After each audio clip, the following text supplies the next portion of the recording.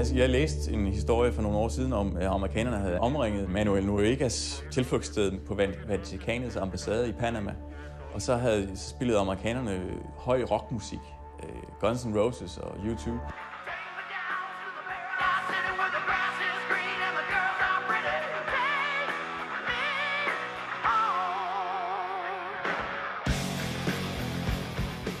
Dag ud og dag ind, indtil han gav op, fordi han ikke kunne lide Guns N' Roses, Manuel Noriega. Og så fik jeg selvfølgelig den idé, hvorfor ikke prøve at omringe Guantanamo-basen og skræmme dem væk med musik.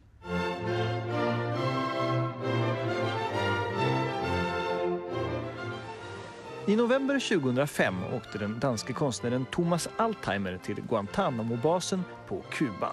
Syftet var att med hjälp av en bergsprängare och Beethovens tredje symfoni få de amerikanska soldaterna att överge militärbasen. Det gick åt skogen. Båten förlorade en av sina motorer, de gick i land på fel plats och de fick åka taxi sista biten.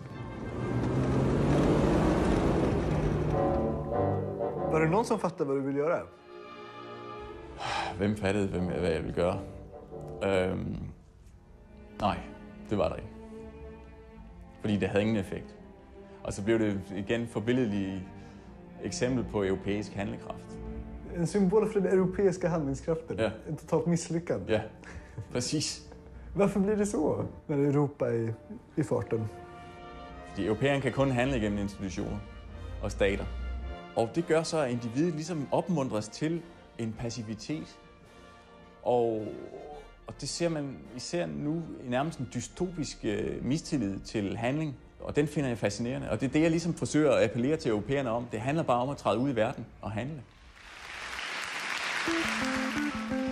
Thomas Altheimers konst går ut på att försöka skriva världshistoria. Givetvis med de medel som står till buds, vilket för en man från Europa, där det snarare är staten än individen som står för handlingarna, inte är så lätt. Hans senaste verk är om möjligt ännu mer dödsdömt än Guantanamo-projektet. I officially announce my candidacy for President of the United States of America. Jeg forsøger at lancere en europæisk præsidentkandidat til valget i 2008 i USA. Yes. Like an Obama style? More like Hillary. Ja.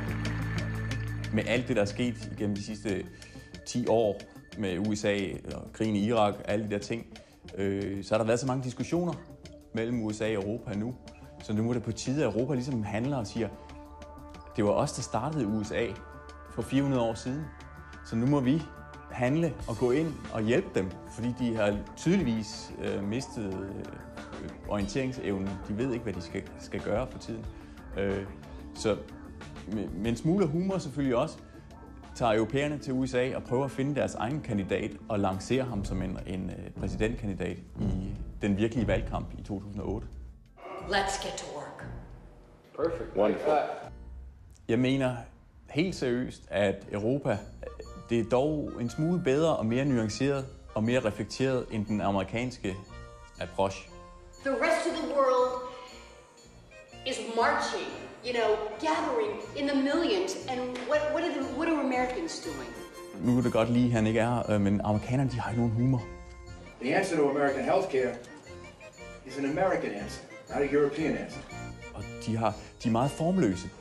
It's a capitalistic answer, not a socialistic answer. Og jeg tror netop med stil, hvad angår stil og form, jeg tror, hvis der er formbevidsthed, hvis der er stilbevidsthed, det er det allervigtigste. Og så kommer den gode politik, det gode samfund, det kommer alt, det udspringer alt af en formbevidsthed. So let us get to work. Let's get to work. Let's get to work! Thomas Altheimer har ägnat stor möda åt att försöka skriva världshistoria. Han har fört in demokrati i Irak i form av en stor trälåda. Han har försökt ta in invandrare i Danmark genom en äktenskapsförmedling mellan danskar och invandrare. Och nyligen har han försökt lansera en ny revolution i Iran. Altså, det er jo storhedsvanvid. Og det er jo, og det er der en masse komedie i selvfølgelig. Fordi det uden penge, og når man ikke er villig til at tage bomber på sig, altså bomberne er ligesom det virker. Men når jeg går ud og forsøger at vinde verden med at appellere til stil eller til demokrati, så bliver det bliver jo den intellektuelle, som går ud, og det bliver sådan vældig komisk nogle gange, fordi at det lykkes jo tit ikke, det som man sætter sig for. Og Lite Don Quixote. Ja, det er lige præcis Don Quixote, og det bliver ligesom konfrontationen mellem mit ego og verden. Og en verden, som ikke vil lystre, og en verden, som ikke vil det, som man selv vil. Man har en ret til at gå ud og repræsentere en sag, uden at gå igennem den repræsentative systemer. Og det er det der med at handle teoristisk. Og det er meget udansk, og usvensk, og unorsk, og uskandinavisk i det hele taget. Men jeg håber på, at det kan være en ny form for handlekraft. Hittills har i stort sett alla Thomas Altheimers verk misslyckats och han har offrat mycket, både professionellt och privat. Hur orkar han egentligen, Thomas Altheimer? Altså, det er noget, jeg snakker med min terapeut om. På ett privat plan är det ganska svårt att vara Don Quixote. Ja, for helvede. Det er det. Og jeg har også skiftet navn mange gange nu. Så känns det som att du någon gång har gjort någonting som har fått någon effekt? Ja, min allerførste ting. På det tidspunkt var jeg stadigvæk i mit parforhold med 2 børn. 2 blonde danske børn, og så sad jeg på national tv og sagde, at jeg ville gifte mig med hvilken som helst udlænding for at hjælpe dem ind i landet. Det eksploderede. I den danske offentlighed eksploderede det. Det var, fordi udlænding er et højbetændt område i Danmark. Ja, for eksempel, hvis jeg skal forklare mine børn, hvad det er, jeg gør, så har jeg nogle gange lyst til at sige, nej, nu får jeg mig et almindeligt arbejde, og nu accepterer jeg verden, som den er, men samtidig har jeg den der ekstreme længsel efter handlinger og aktion, og det er ting, der sker det er sådan en slags ekstrem politik. Men jeg tror simpelthen bare, at jeg har ikke haft en hård nok konfrontation med virkeligheden endnu, til at jeg accepterer virkeligheden.